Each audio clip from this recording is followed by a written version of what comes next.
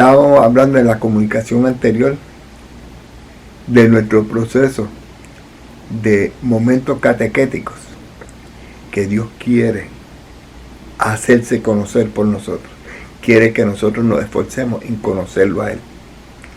Y quiere transmitirnos esa revelación divina para que así nosotros seamos transformados en el amor de Dios. Dios quiere que todos los hombres se salven y lleguen al conocimiento de la verdad. Timoteo 1, 2, 4. Es decir, en el conocimiento de Cristo. Juan 14, 6. Es preciso pues que Cristo sea anunciado a todos los pueblos y a todos los hombres, y que así la revelación llegue hasta los confines del mundo. Precisamente, Jesús, Hijo Divino, Dios hecho hombre, el Dios con nosotros, el Emmanuel.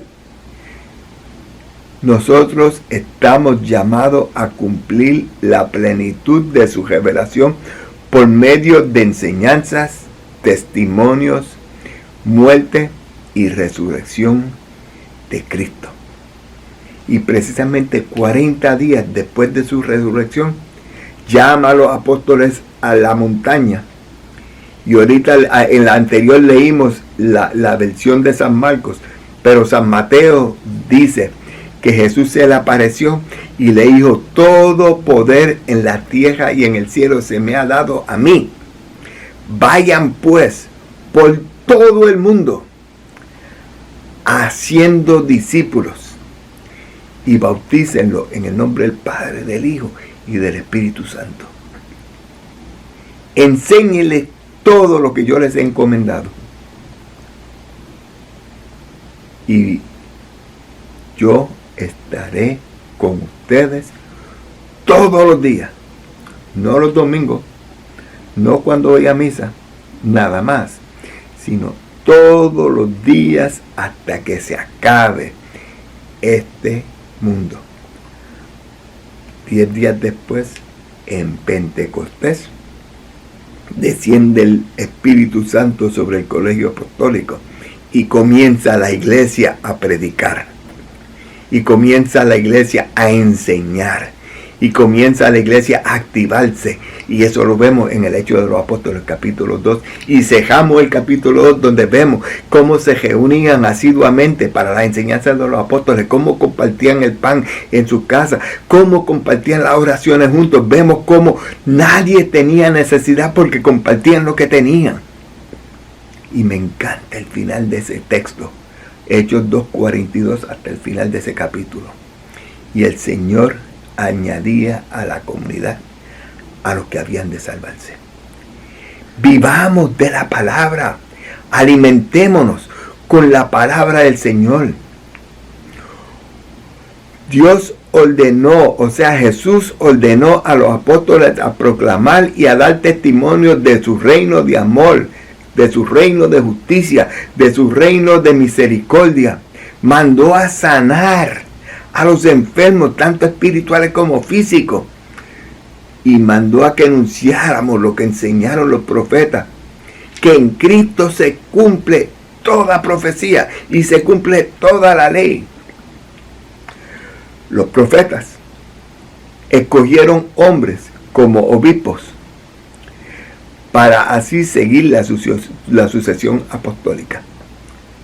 Y básicamente estos profetas fueron los primeros apóstoles.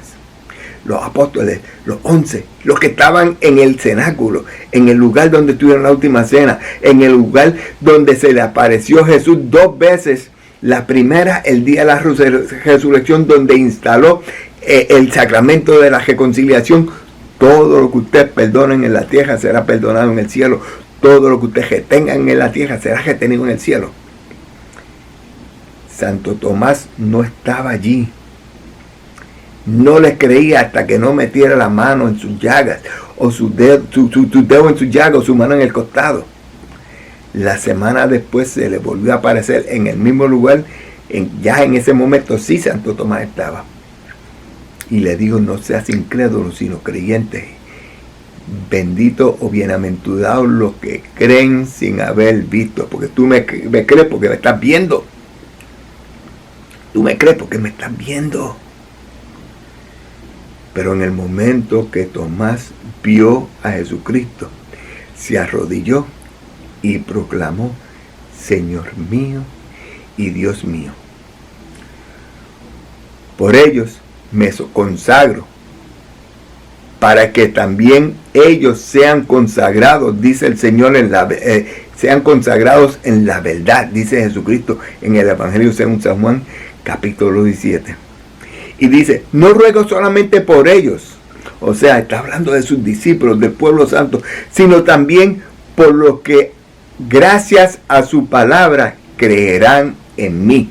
O sea, Jesucristo está orando por ti, por mí, porque tú y yo creemos por las palabras que enseñaron los apóstoles, y por la palabra que enseñaron los próximos apóstoles, y por la palabra que enseñaron los próximos apóstoles, hasta que llegara esa palabra a nosotros. Que todos sean uno, como tú, Padre, estás en mí y yo en ti. Que también ellos sean uno en nosotros, para que el mundo crea que tú me enviaste. Nosotros tenemos que creer que Dios nos envió, que Dios lo envió a nosotros a proclamar su palabra, a enseñarnos el camino de salvación. Y ese es la manifestación del amor de Dios. Precisamente la iglesia acepta y venera las Sagradas Escrituras, o sea, una biblioteca de libros que nos muestran desde el principio hasta cómo va a ser el final, libro por libro. Y vemos precisamente en las Sagradas Escrituras, en la Santa Biblia, vemos precisamente todos los recuentos, todo lo que ocurre en la vida de Cristo. Cosas que cuando Cristo estaba en la cruz, crucificado, con los brazos abiertos, a punto de fallecer, dice: todo se ha cumplido. ¿Qué se ha cumplido? Todo lo que le dijeron los profetas. Se ha cumplido toda ley en ese Cristo que yace en la cruz. Todo se ha cumplido. Expiró y cerró diciendo: Padre, en tus manos encomiendo mi espíritu. Y precisamente, una vez resucitado, habían dos peregrinos que estaban siguiendo a Jesús, que estaban pendientes, que tenían toda su esperanza puesta en Jesús. Y regresaban a su aldea de Maús entristecidos, porque habían matado a su Señor. Habían matado al que ellos tenían toda esperanza y no sabían qué hacer. Camino en Maús, este extraño se le apareció y le preguntó: ¿y de qué ustedes hablan? Y ellos le dijeron: pero usted es el único forastero que no sabe lo que ha pasado en Jerusalén, que Jesús de Nazaret, en que nosotros teníamos toda esperanza, lo mataron en la cruz.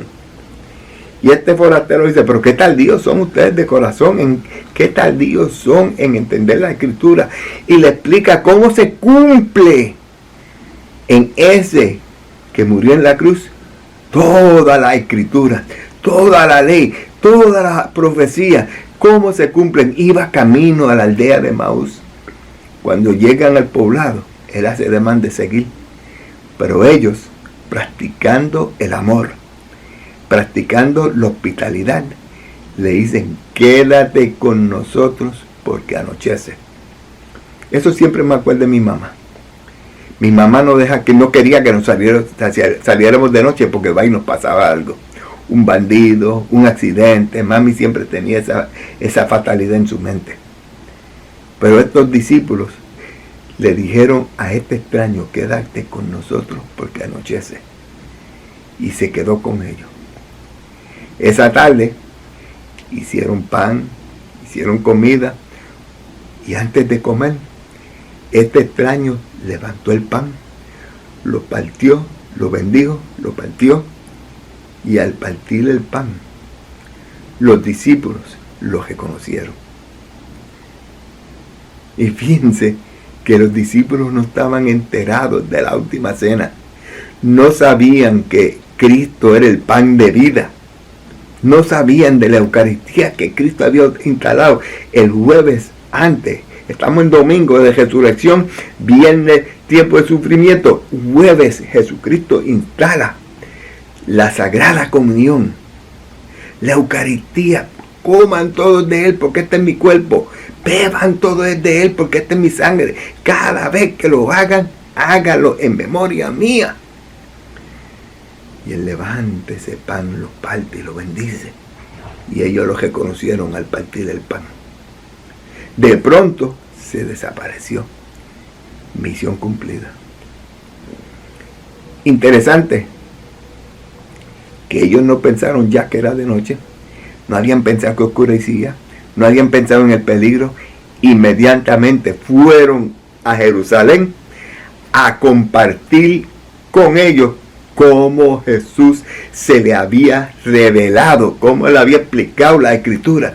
Y precisamente antes de salir, uno le dijo al otro: no ardía en nuestro corazón al él explicarnos nuestra Escritura. Dejemos que nuestro corazón arda cuando hablemos de esta Escritura, cuando hablemos de la palabra, cuando escuchemos y entendamos esas explicaciones amorosas de esa manifestación divina de nuestro Señor. Bendito sea el nombre de Jesús. Bendita sea la Escritura. Y nosotros como católicos veneramos la Sagrada Escritura y la reconocemos como la palabra de Dios. Las Sagradas Escrituras son la palabra de Dios, inspirada por Dios y escrita por los que Dios escogió. O sea, los autores humanos de la Sagrada Escritura fueron inspirados por Dios, actuando en ellos y por ellos. O sea, ellos no escribieron lo que había aquí. Ellos escribieron lo que había aquí. Definitivamente lo que vieron, dónde estaban, todo eso tuvo impacto con cómo lo escribieron. El cómo es el contacto del hombre. Pero lo que escribieron, lo que quisieron decir, lo que dice la Escritura, se lo inspiró Dios. Los evangelios tienen un lugar de honor en la Escritura, porque los evangelios como tal nos cuentan sobre nuestro Señor Jesucristo, su persona y su mensaje. Escuchemos la palabra del Señor. Dejémonos guiar por su palabra.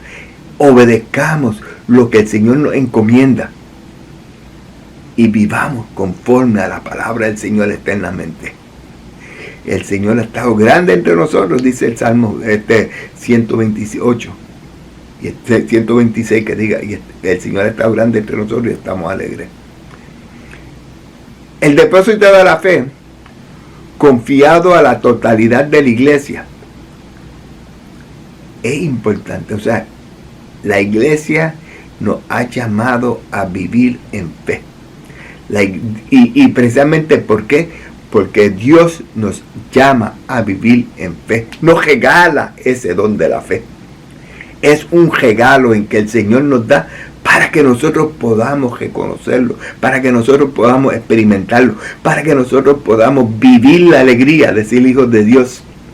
El depósito de la fe, confiado en la totalidad de la iglesia. Ese depósito, en el capítulo en la primera carta de los Timoteos, capítulo 20, y en la segunda carta de los Timoteos, capítulo 1, 12 al 14, dice que la fe, contenido de la sagrada tradición en la iglesia, en la Sagrada Escritura, fue confiada por los apóstoles al conjunto de la iglesia. Fiel ha dicho, depósito todo el pueblo santo unido a sus pastores. Preserva constantemente la doctrina de los apóstoles, en la comunión, en la fracción del pan, en las oraciones, de modo que se cree una particular concordancia entre pastores y fieles. O sea, vivimos esta Eucaristía, vivimos esta palabra, vivimos la presencia del Señor en unidad y estamos en concordia con nuestros pastores, nosotros los fieles, y conservamos, practicamos y profesamos la fe recibida. El Señor sí ha estado grande entre nosotros. La transmisión de la revelación divina es lo que Cristo confió a los apóstoles. Esto lo transmitieron por su predicación y por escrito, por la inspiración del Espíritu Santo, a todas las generaciones, hasta el retorno glorioso de Cristo, hasta el final de los tiempos. La Santa Tradición y la Sagrada Escritura constituyen un único depósito sagrado de la palabra de Dios. O sea, ahí está depositado en todos esos libros, en esa biblioteca compuesta en un solo libro. Y pueden mirar los diferentes capítulos en esta línea de colores, ¿ves? Todos los capítulos, todos los libros, en el cual, como en un espejo, la iglesia peregrina contempla a Dios frente a todas sus riquezas. Y no estamos hablando de riquezas de oro, de diamantes, de plata, estamos hablando de la riqueza de ser hijos de Dios.